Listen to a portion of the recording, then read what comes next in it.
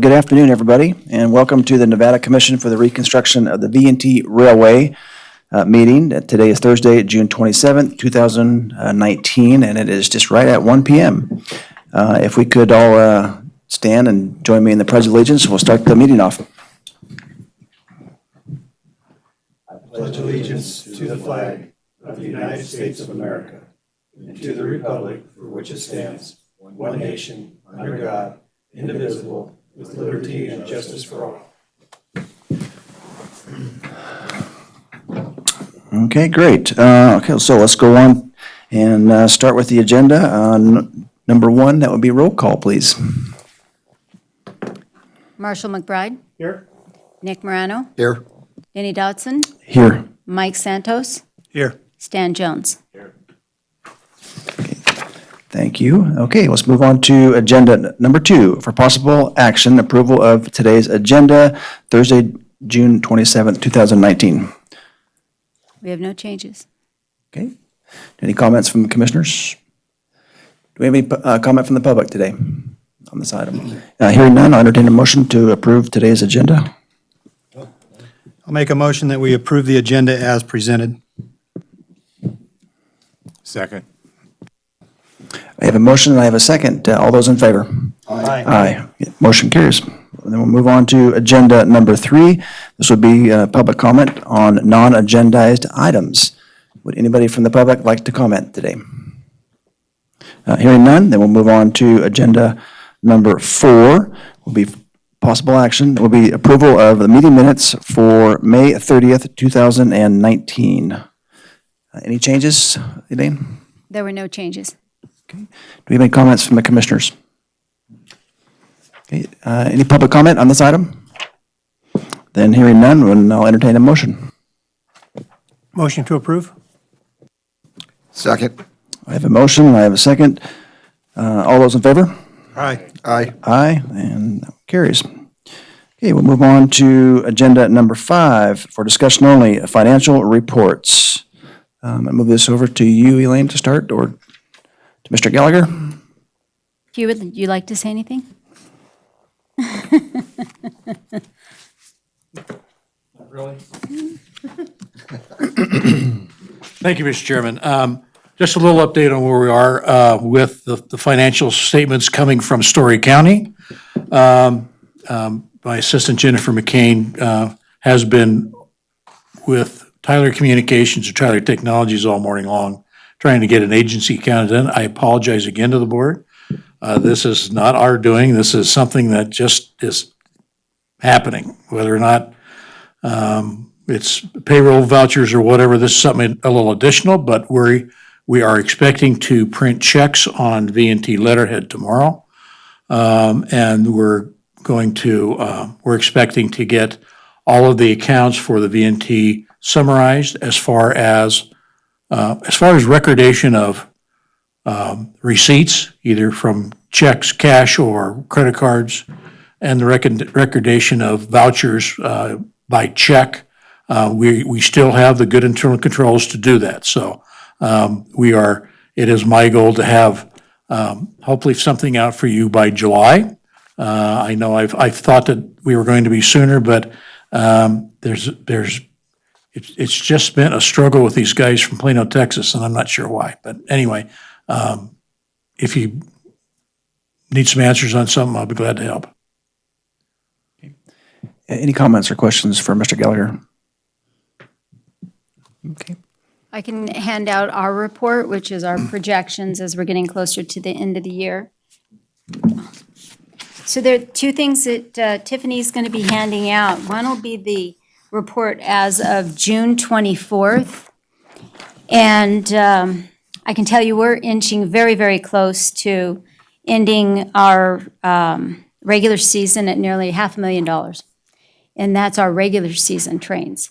So that's quite an improvement from last year. Our May and June train sales, as you all know, and in the reports, has been very healthy.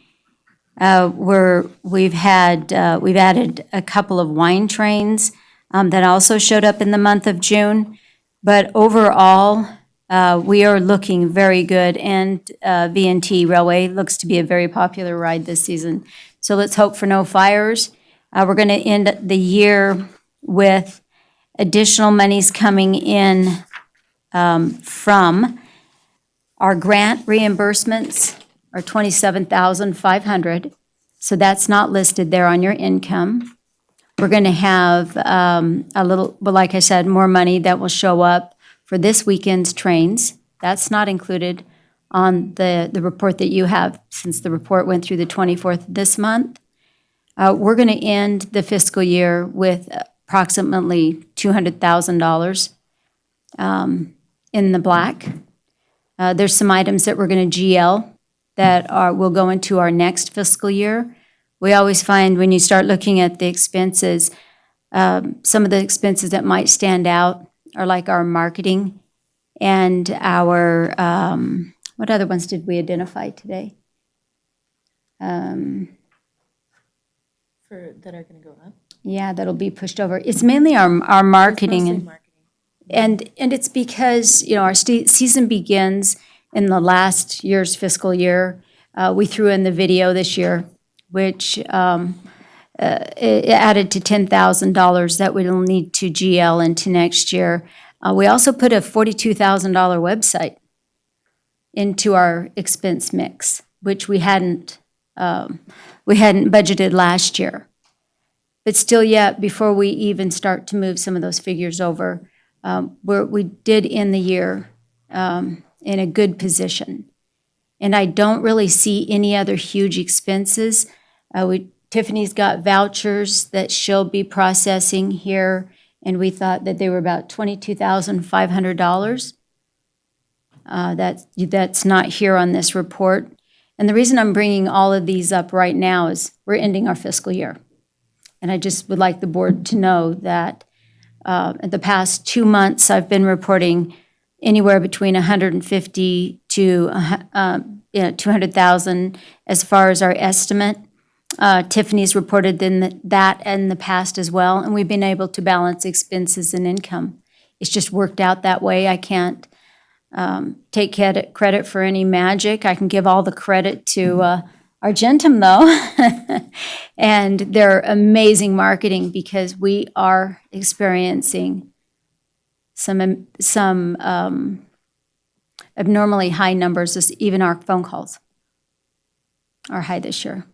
So let's just cross our fingers and keep riding this wave and doing what we're doing right. Are you sold out for this weekend, or do you know yet? No, normally on the weekend, we see the majority of ourselves on Thursday, Friday, and we build them up from there. We didn't see the big groups this weekend, and the past weekends we had large groups. So this weekend will be individual sales. And we do expect, though, we'll hit the 120 to 144 mark. We're doing a lot of walk-ups. Any other comments, questions? Yes, Mr. Chairman, I just have one. If we end up with $200,000 in the bank at this end of this fiscal year, then the $190,000 of interlocal contributions, if we were to take that out, the railroad is pretty much at a break-even point for this year, which would be the first time ever, wouldn't it be, that we actually were in a positive state? Yeah, this year we kept everything very tight, though, up until the last few months, and then when we were allowed to spend a little, we did. But yes, this year we wouldn't have needed the subsidy. Where we did need the subsidy was on the improvements that we did. And but yeah, I would say once we're audited and we see everything, we did very well. It's definitely a big swing. Huge swing. I can specifically remember going to the comptroller's office and asking for about 150 to 160,000 to break even and pay bills to start a year ago. We were in the hole. So that's a wonderful turnaround. With that, Elaine, are there any items that we may have a little bit of a buffer there or expenses that that haven't haven't cleared? Or is there something that from a capital expense standpoint, like a new door, that we can do this fiscal year but before we go into the next?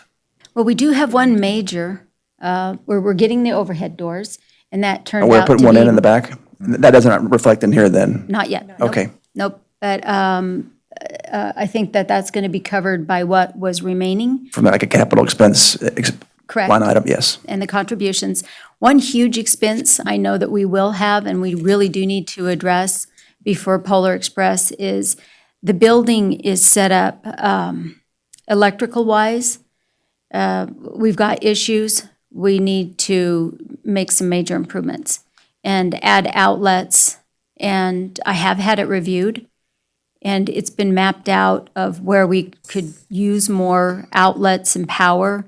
And there were some questionable add-ons that they would like to see us maybe have a professional come in and rewire a few things there. But we are subject to, I don't know, maybe 4 outlets in the train station. And you'll, during Polar Express, we have a lot of extension cords. And then we have, no, and we do need to wire and put electrical and heat to our container outside, especially for Polar Express. So that's one of them that is top of mind. And we did have a meeting yesterday, and we were starting to plan for the Polar Express, and that was the number one topic of what are we going to do this year where we can really light the place up and do it safely. Great. Any comments?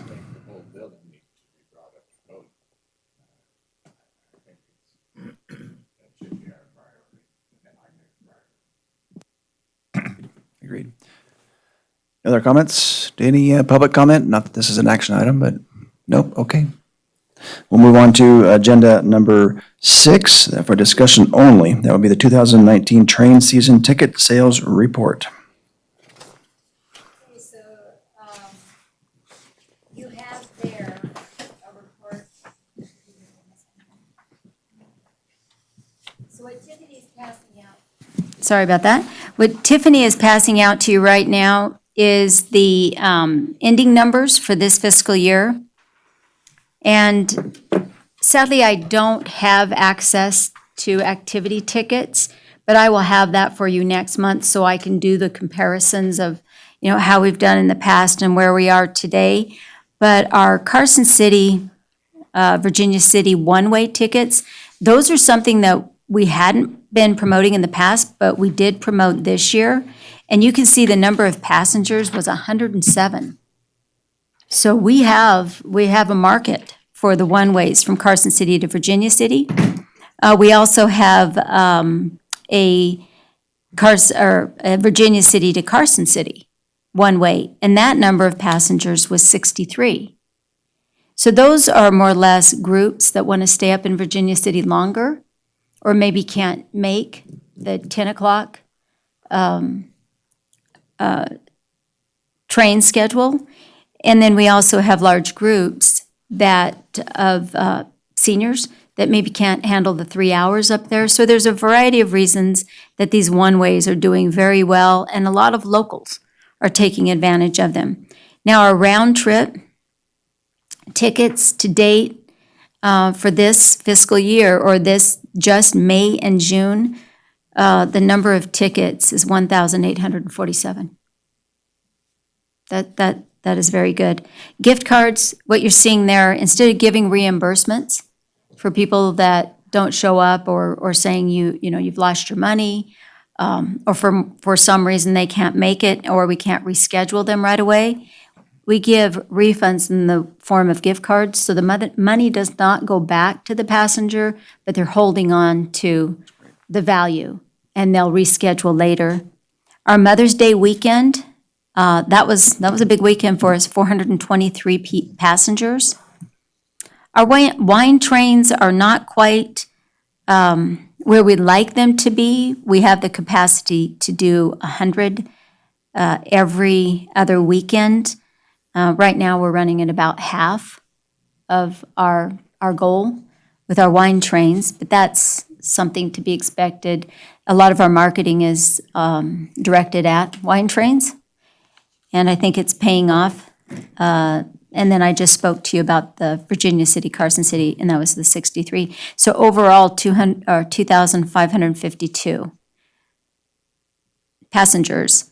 And we have sold nearly $200,000 in 2 months of ticket sales.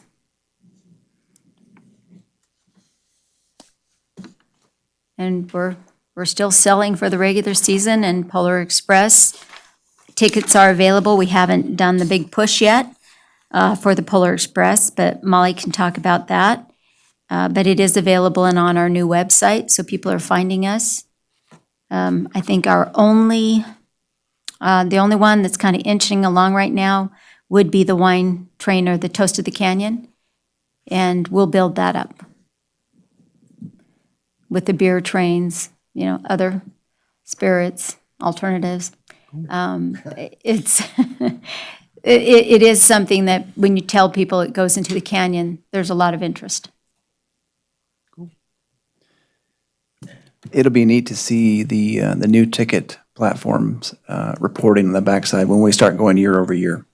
You mentioned activity tickets and just nothing to compare to. That's so frustrating, but that'll be something I'll look forward to seeing and I'm sure you will too, is be able to manage it much better with that information. Isn't this a clean report? It's beautiful. Any other questions, Just comments? one quick one, Mr. Chair.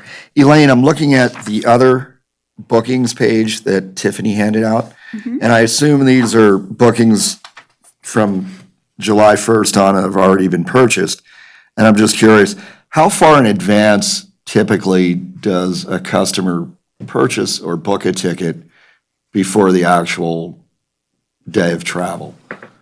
Well, on average, Yeah, I mean, just roughly. roughly, generally it's within 2 weeks. Okay. So we're going to see these numbers, start to expand and show higher numbers after we get past this month. But right now, for example, it's all 4th of July weekend. Okay. And that's what we're seeing come up on the screen when anybody buys a ticket. There's a little Like a notice that banner comes or via something. email. Okay. Mhm. Yeah, and that's what we're seeing is 4th of July weekend. Okay, We're booking. thank you. But by Wednesday, normally we know if we're going to have a train at full capacity and whether we need to do something that will encourage additional riders. Just like with the Polar or with the wine train this weekend, we saw it wasn't quite going to meet our expectations. So marketing group got together, decided what we were going to do to encourage sales, last minute sales. And Molly will report on that as well. But I can tell you there was an article that was an RGJ and then some follow-up, like a little blip about what to do over the weekend, this coming weekend. And it mentioned the wine train. We have seen response just from that little mention that we had not seen before. And it's all about the wine train. Elaine, I've got one more question regarding ticket sales. And when we're pre-selling tickets for the Polar Express for this next season, are those monies commingled in with this year's money, your balance sheet, or is that held aside to go into the next year budget for revenue? So we will, we're going to have that 81,828. That will come out of and be GL'd into the next year. So at this point right now, it's it's revenue that we can't count for this year. Thank you. Is it like a holding account then? Correct. Thank you, Mr. Chairman. Mr. McBride, it will be deferred income for this year. So for June 30th, we'll defer it and then we'll expense it, or then we'll use it when the proper period comes about. Great. Any other comments, questions? Yep, you come to the mic for us.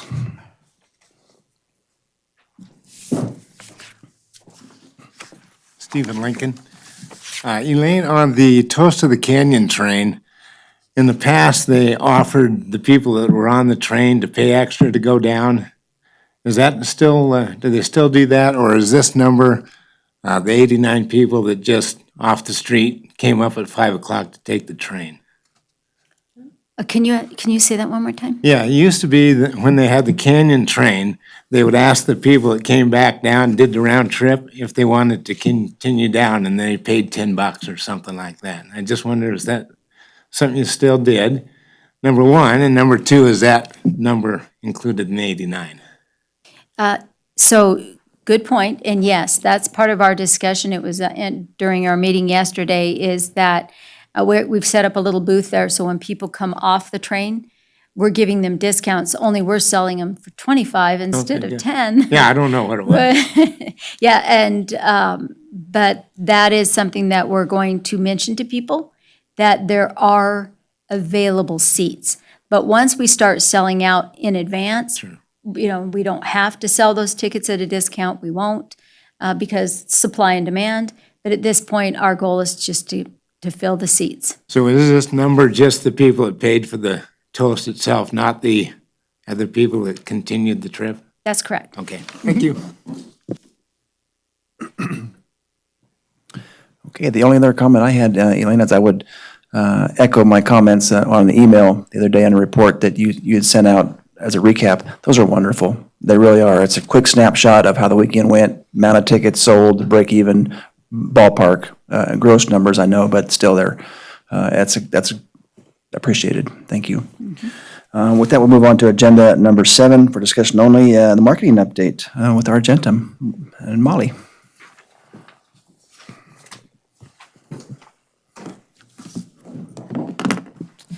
Good afternoon, Mr. Chairman and members of the board. For the record, my name is Molly Ellery with Argentum Partners. So we have a pretty quick recap because the board is very up to date on everything we've done, the large initiatives that we've had so far, such as the website, the initial kickoff advertising. So just kind of going through this, the overall recap that you're going to see from the last month's advertising is that through all of the channels that we have that are integrated with each other, we are seeing higher numbers of the people that we're reaching clicking through, like clicking our advertising to go to the website. We're able to track those numbers on the back end. So we're seeing a lot more engagement than we've ever seen before, which we contribute to, having enough time to plan, having a website that integrates with that, and then having Fair Harbor on the back end that helps re-channel customers who aren't exactly purchasing to buy tickets. So I'll let you read through those different things, not to belabor the point, but we are seeing an overall higher engagement than we have seen before. And then we do work very closely with Elaine to make sure that's translating into ticket sales. And if it's not, we have the capabilities to immediately change our marketing strategy with the myriad of different platforms that we have. So we do work very closely with her to try to translate that. Looking at our Toast of the Canyon train, we are trying to work with local wineries, breweries, and distilleries to add an additional component to those trains. Elaine and her team have been in conversations with some of the groups that we've set up meetings with, and I know that's something that they're continuing to work through, and we'll keep assisting in those introductions and providing those wherever we can. With that, we're also touching base with some local influencers that are just in the area that can really help promote those events to our local audience. One thing Elaine had noted to us was that she's hearing that the local community is still not as aware of the event as we'd like. So we're trying to engage multiple platforms to make sure we're getting that awareness out. Again, you're going to see with the ads that we're running, we're seeing lots of impressions and a high click-through rate, but sometimes that's not translating into ticket sales. This weekend, for example, not that this is an excuse by any means, but with events happening in the area, Saturday night, for example, is the championship for the Reno Rodeo. So that is a reason we would expect to see a smaller number of sales for Toast of the Canyon, but we're still going to redirect resources to target people that might not be attending the rodeo and get them in our seats instead. Excuse me. And then just very quickly looking at some of the other initiatives we've done. On June 17th, we had our photo and video shoot It was a very, very long 16-hour day that was very, very productive. We crammed a lot into one day. It really should have been broken into 2 or 3, but we had a very supportive team between everyone with VNT and then the photographer and videographer we had. Just in photos alone, he has over 200 gigabytes of data to comb through. We also have video and drone footage as well that we're going to be compiling into different things. And then another thing that we're working on is we are trying to reach out to local and state elected officials and community leaders to get them on the train at just different points throughout the year. Nothing fancy. But one thing, we'd spoken with the governor and first lady. They are both very interested in riding. So we're going to be working with Elaine to find the best time that fits everyone's schedule for that, as well as any other leaders that may be interested to make sure we're raising that awareness. And then as always, we continue with our media pushes. We, like Elaine had mentioned, the RGJ is really great at running things continuously that we're not paying for. So does Carson Now and Nevada Appeal. And then whenever we have special initiatives, we make sure we get TV, radio, interviews, everyone to the spot to see what we're doing and make sure that the community's informed. I believe I covered everything, but if not, I'm open for questions. Any questions? Go ahead, Mike. Hey, Molly, appreciate you reaching out to the local distilleries, breweries, the wineries. Have you thought about maybe reaching out to some of the local businesses, maybe to sponsor a train, like some of our drinking establishments here in town? That might be an idea, and they could help you promote the train with their customers coming in. So that is a conversation that we have had with Elaine mutually, and that was something that we had left with her and her team because she has the logistics of everything that's going on in the back end. But if there's a point where we can help make that introduction, we definitely would. But that's a little more in her area. Are there any questions? No? I just had one, Molly. One of the fun things about having a new website, a fancy one like we have, is that you get the analytics on the backside. Yep. One of the cool things that I like looking at the Virginia City website is the click-through rate ranking report on what pages and where people are going once they get on our site. Now, obviously, that first ticket page is probably number one. Right. But from there, where are they going? Are they going to a lodging properties in Carson City? Are they going to a special event page in Virginia City? That kind of information, so we can see if some of our campaigns are working. So what we saw, I do have a little bit into that. So what we've seen, which we think is a direct reflect on our marketing, is that aside from the homepage, the number one page visited is the Carson City to Virginia City page, which is our steam train, which we think explains why it performs so well. The second most visited page is Toast of the Canyon. So that's where we're modifying things to figure out why they're not purchasing those tickets. And then from there, it just depends on different sites, but I think a lot of it has to do with the digital marketing that we have. Yeah, and I know it's new too, but just maybe once a quarter, it'd be nice to see the rankings on those pages, just to kind of see how it's. Yeah, I all can coming provide together. that at the next board meeting. Cool. Yeah. Cool. No other questions? Then.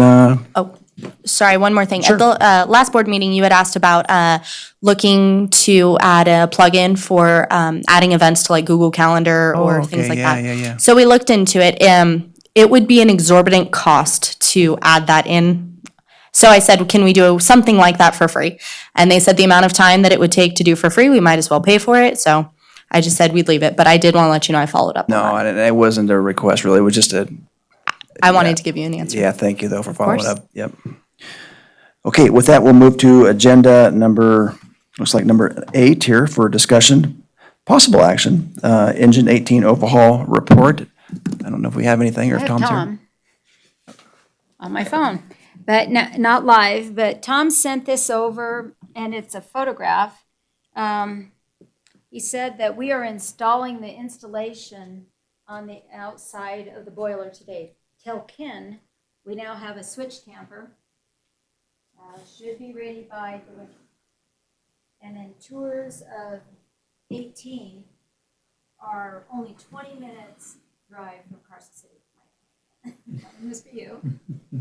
And the 18's getting closer. It looks like, I was told, I'll go ahead and let you guys see this, take it in. So that is Luke and his assistant. And they're back working on it. we could very well have this by mid-July. So that was Tom's report. Cool, cool. Yeah, I got a chance to go in there a couple days ago, and I saw the installation being put on, and it's looking more like it's supposed to. No, they put the cover over that, I believe, the jacket. Yeah, they need to, I think they do. Cosmetics. I think they do. But yeah, I think they do put it. Yeah, yeah, because the cab it's looks it's more like pretty a rough. chrome color, so it doesn't. They must paint it. Okay. Any other questions, comments? No. Then we'll move on to agenda number 9 for discussion only. General Manager's report, including the depot improvements update. I know some of this we may have already talked about, but Elaine, back to you. Well, as we've been talking and expecting the 18 to come back out, there's been a lot of ideas being thrown around and what we can do with the 18. I'm not sure, but is there a lease in place with Tom when he uses the 18? Was that negotiated before was that last year? I mean, that has to be at least 2 years old. I'm not aware of any current lease, no.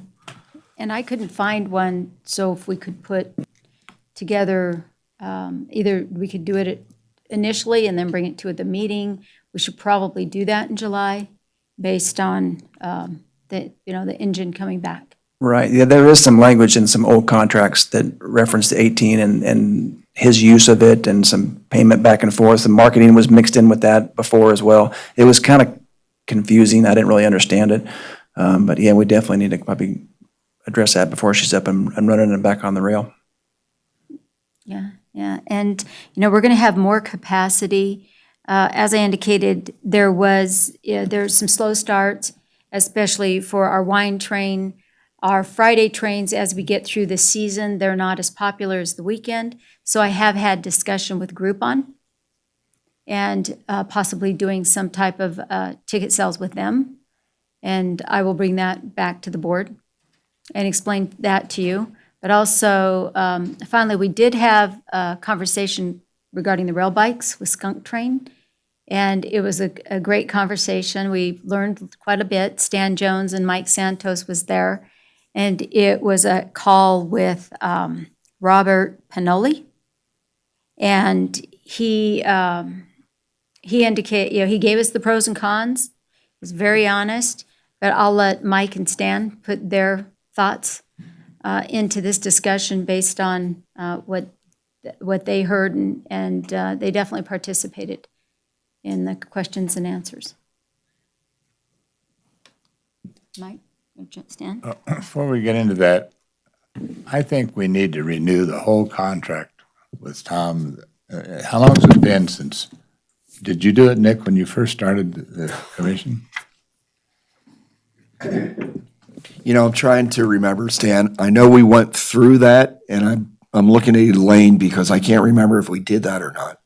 We did. We Okay. did. It was in May of last year. We did a 5-year Okay, contract, and we just basically renewed the existing one and made some corrections to a document that was 10 years old. And they were more or less just verbiage corrections. There's been no other changes. I think the key point, having the additional capability, not only the additional capability that the 18 brings, but also Tom's desire to use the train. I mean, we definitely need to negotiate it and sign a new contract here. Yeah, I agreed. We both need to be on the same page, for sure. So I think we need to get Mike, Mike looking at it, Michael Rowe? right? And I think it's going to take a couple of meetings or a couple of get-togethers before we can, there's some charges there that I don't think are necessary at ours now that have been there forever, and I'd just like to review the whole contract. Does anybody have objection to that? Thoughts? Are you referring to the entire contract with Tom or just the use of the 18? I'd like to look at the whole contract. We'd have to do the 18, I think, before we can operate it, don't we? Well, yeah, we need to look at, any type of liability. We need to make sure, there's a charge. I did see on the budget, I believe, that he does pay us a lease for it. But again, I could not find the No, document. there's no language there. There was What- nothing. Yeah, I think we need to first find out if the current contract, what the terms are on that, and where we're at. I don't think we want to kill a contract in the middle of the summer. I'm not saying we do that, but we need to review that, see where the 18 comes in. If it's a separate agreement, then get that in place, even if it's a temporary one to shadow the time frame of the current contract, then we can go to one at that point. That would be my suggestion, to at least cover us. Yeah. And Well, and my that's- thought is to okay. have a new contract before we start next year. An updated, I should say, an updated contract. Updated, yeah. Okay. If there's been a renewal, if there's been a 5-year renewal, I don't know if you could do that or not. Maybe what we could do is ask Mr. Rowe to go ahead and send us all a file electronically, so it all give us time to review the contract prior to our next meeting, and that would Right, give us time to come in and look it over like you want to do, Stan. okay. I agree. Yeah, and there is a clause in our contract. We have it in all of our contracts that we can renegotiate in between that time period. But again, with the 18 coming back, we need to at least come up with that and then fine tune whatever, with this, especially with this new board. You need to read it, understand it. We're also in a trademark agreement, so the board, being that you are a commission and that is your responsibility, everyone should be aware of where our obligations begin and end. Yeah, there's a lot of moving parts. Mr. Dory, you had a comment? Yeah, as far as the overall contract, it's something that hasn't been addressed, and it's probably not a big item, is the commission obviously, besides just running train services, when we need a work train, we obviously have to rent that work train, that engine and operation from Tom, and also for tamping equipment and lining equipment and switch tamper now coming up too, because we probably have a use for it. But there's really not been anything addressed as far as what those rates are. It's just, and I'm not saying that the rates we've been charged are unreasonable, but that's not something that's been included in any type of an agreement, and maybe we're fine just the way we are now. And the contract it was one of the items that the board expressed last year, that we should examine a little more thoroughly.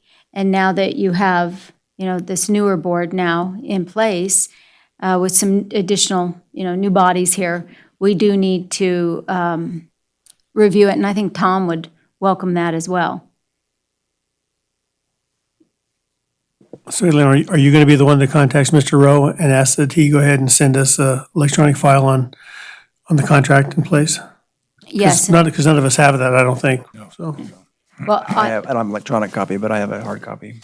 yeah, we have a copy in digital storage that we can pull out, but yes, Mike should participate in this. And he has got the history.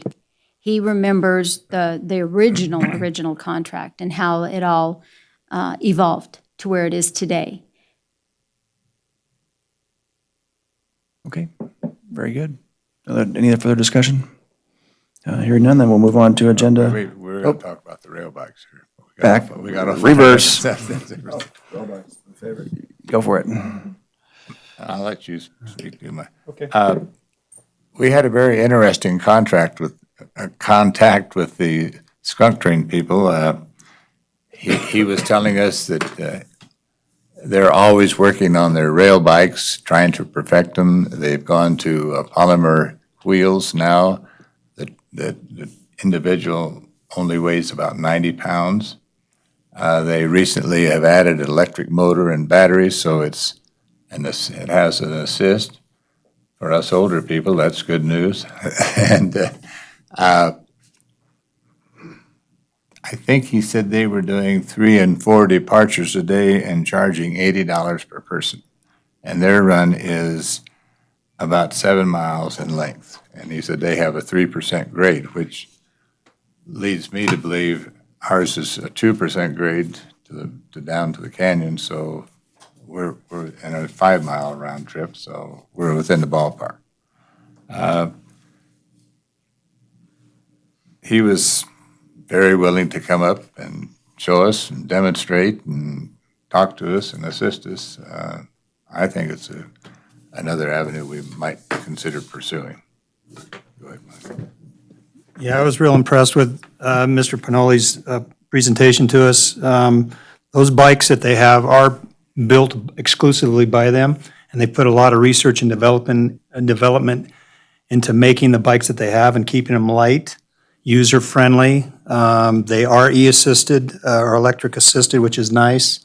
One of the things they do when they go on their tours is they have a guide in the front and a guide in the back. So it really controls the tour, if you will, which I was kind of concerned about that if we just let people kind of take off on their own. And so, and they are certified through, is it MOW? Is that right, Ken? Does that sound right? Is it? MOW is the acronym for maintenance away, so that normally doesn't cover I might, operations, but if they're considered a track vehicle, yes, there is requirements that the feds state that you have to comply with. Recognizing that the Skunk Railroad, I think it's a shoreline railroad, not just a historic tourist railroad like we are, so they have more regulations they have to deal with than we have to deal with. right. But still a good idea to go through that. But effectively, what you'd be doing is certifying that those cars comply with the same standards that you have to apply to a high rail vehicle or a motor car. Correct. They talked about the maintenance of them. They do a daily maintenance on them after the runs. There is a lot of maintenance, but it's very regimented. It sounded to me like it was, they had a checklist they went through, so I like that. We talked about minimum, maximum height requirements, about the seats adjusting for people, balances on how you balance on the bike. The speed of the bikes. They said they run about 10 to 12 miles an hour, and they were open to selling or leasing the bikes to us. So Do you have the picture? Who? I have, yeah, we do have a picture. And I think Is it- what we're going to do, we're going to have another phone call with them. That's my understanding, and then we're going to try to get one of the bikes up here to test. Hopefully, we can get them up here to represent and show us the bikes, and I think we'll go from there. I think it is definitely something worth looking into, and I think it could possibly be a big hit for our railway. And they do run them, I believe, 6 days a week. These are not the same rail bikes that I showed you all originally that were down in Las Vegas.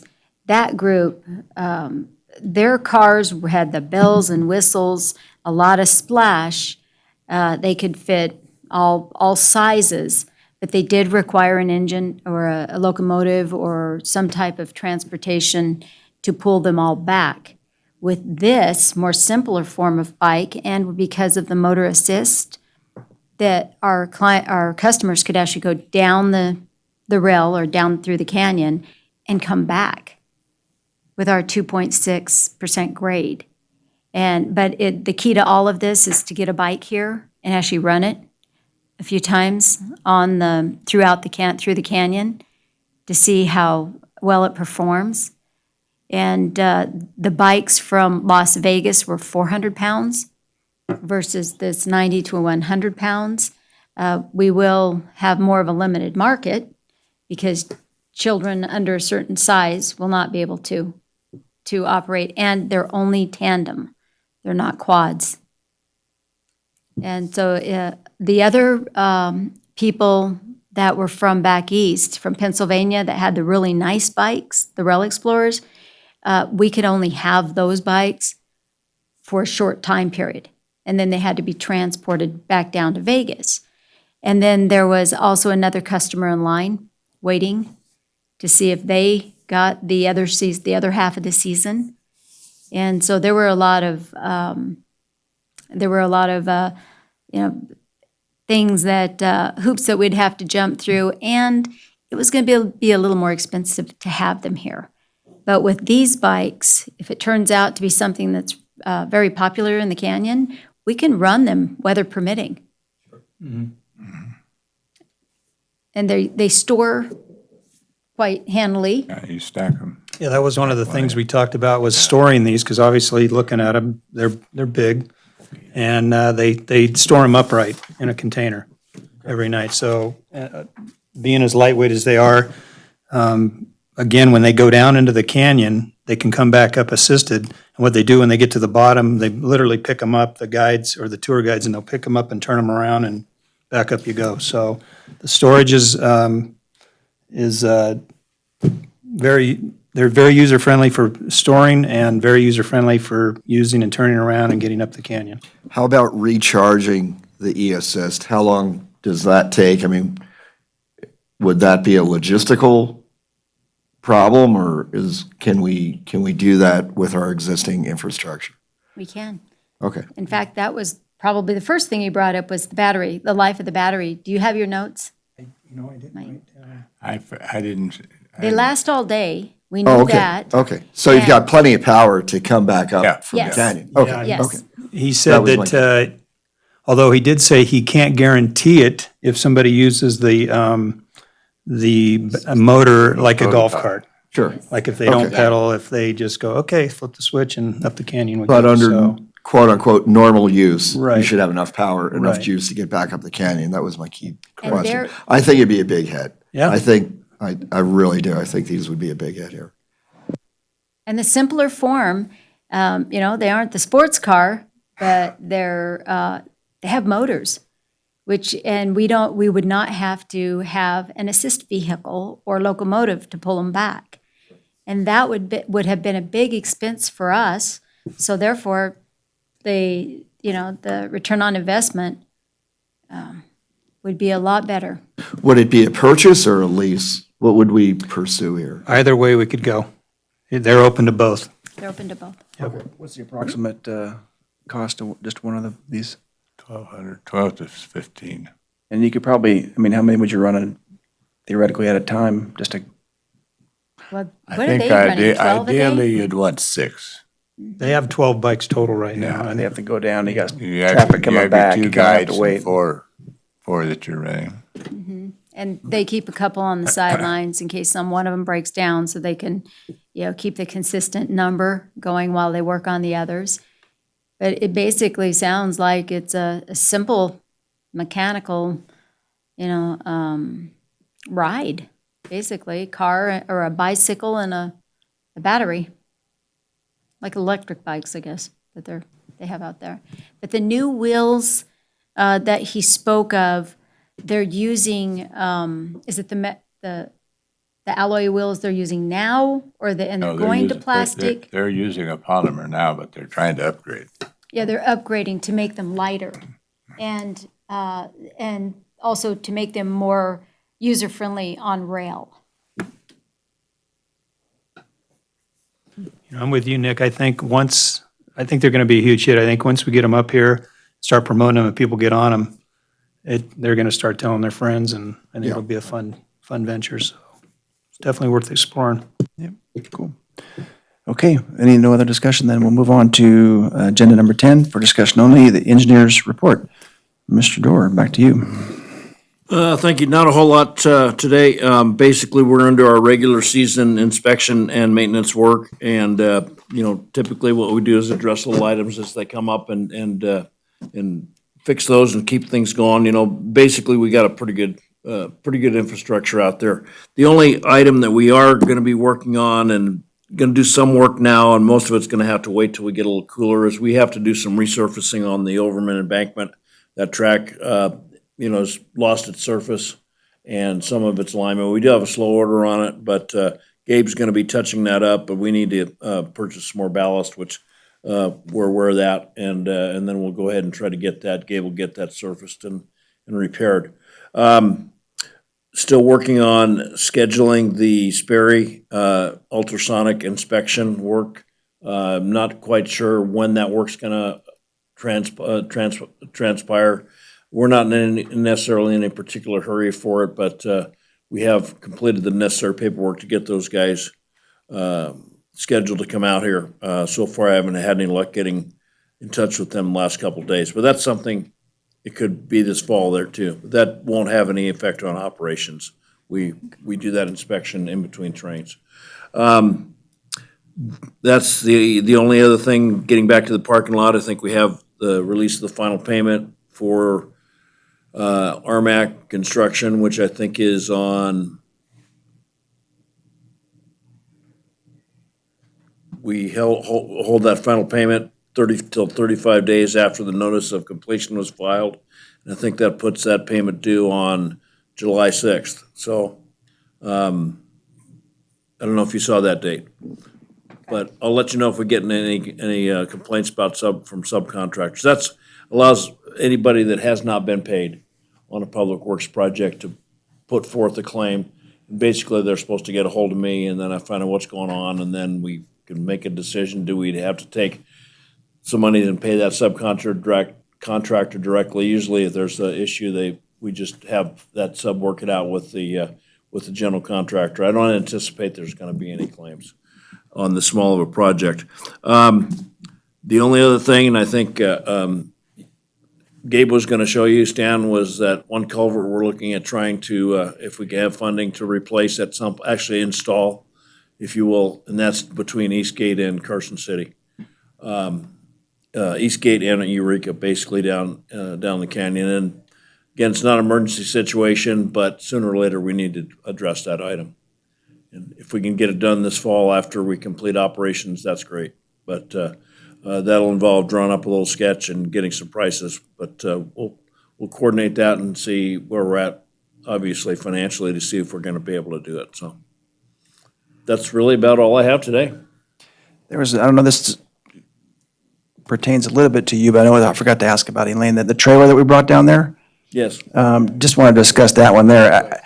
When I drove back out, I looked back at where it was parked, and I don't know, I know we got those small man doors on that one side, so you really couldn't, a billboard thing might have been better if we'd have flipped it the other way around. But is it going to work out okay where we kind of put it, or are we going to? From a functionality standpoint, it's any place we want it. It's down there, again, it's in the area where we've received a grant from the BLM for the depot expansion in that 21-acre site. In RMAC, they didn't charge us, which was nice. They actually smoothed off a little area to be able to place that. And we're also going to bring some rail materials around. But as far as access to it, I don't know. We could turn it, whatever works. As long as Gabe can get in there to get his tools, I don't think he cares. Right, and we do need to take it off of the trailer or the wheels, and so that we can take it down to the ground. And so turning it, I saw the same thing you did. Yeah. It's a perfect billboard if we position it just right Right. and put the doors on the other side, and it's visible, Yeah. and it's closer to the road. So I think we flip it and take the wheels off, and then. Yeah, I think that'd be the long-term, probably the best solution, because if you do, if you had a dock or something, or you built a dock, then you got all kinds of critters and stuff going underneath it and building all kinds of nests or whatever homeless wants to, person crash under there for a while. I mean, it would eliminate that if you just put it on the ground. Yeah, made a container out of it.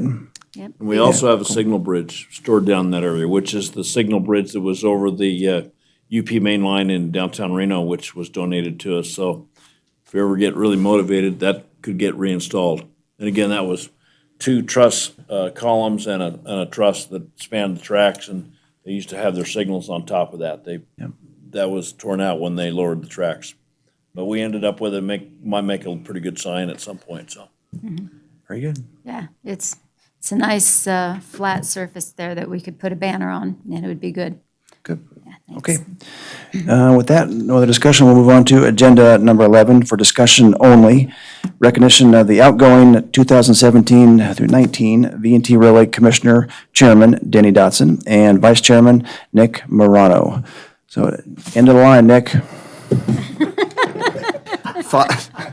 Yeah, end of the line. Good one. Just following your lead, Mr. Chair. Yeah. Signing up. Where are the pies? Yeah, exactly. Sign me up.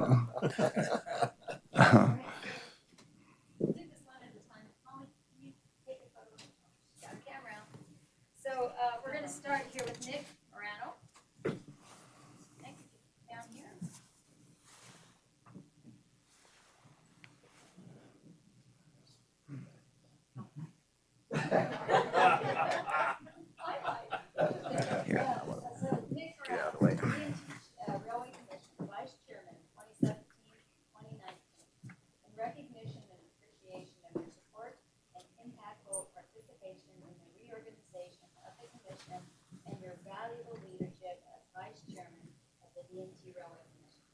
Stay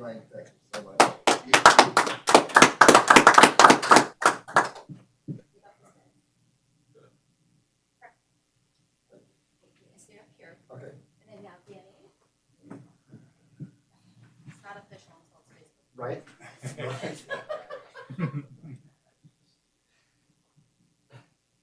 Yeah, got it.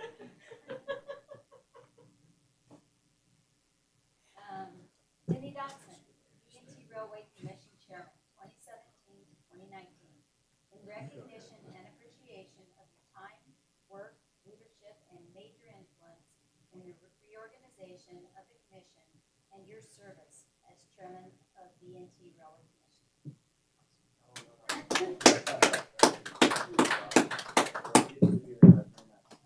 We'll get the whole board down. And could we get the board down here? And Denny, you're gonna have one more task here. Oh, really?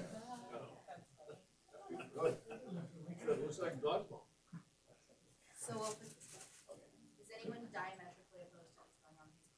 No. Okay, everybody put up the child report. Who's diametric? Who's diametric?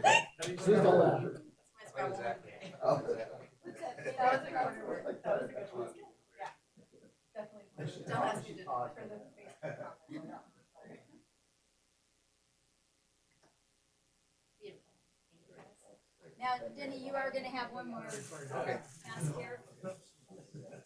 I do. Stand. Go ahead and get back in your chair here. We're gonna do the passing of. Oh, the passing of the gavel.